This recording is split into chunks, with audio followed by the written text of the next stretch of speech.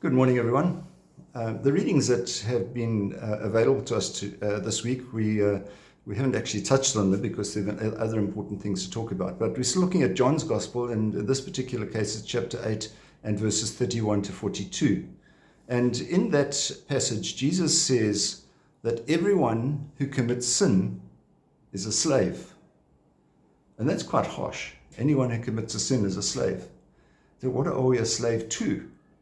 Well, in fact, we're a slave to sin, because once sin takes possession of us, once it takes ownership of us, then we, in fact, have to somehow get away from it, need to break that deal, break that seal.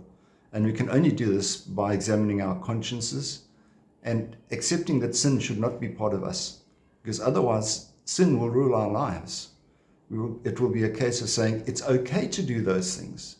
And anything that we do which isn't appealing to God is clearly in the sinful category. We should always do what is appealing and what is correct in the eyes of God. So let us not allow ourselves to become slaves to sin, where sin rules our lives.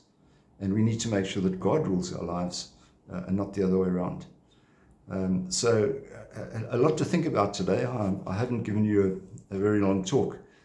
But sin is something that it deals with the relationship. When I say to people, what is the definition of sin? Well, effectively, it's a break in the relationship with God. That's what it is.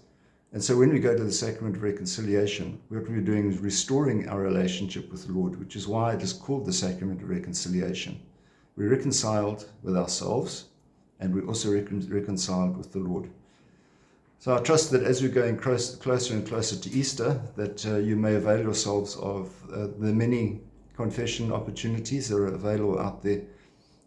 I have published with other parishes are having their Sacrament of Reconciliation, so that you could make yourselves available with that if you wanted to.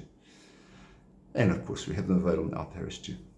So you have a wonderful day and keep yourself safe. We'll see you again. God bless. Bye-bye.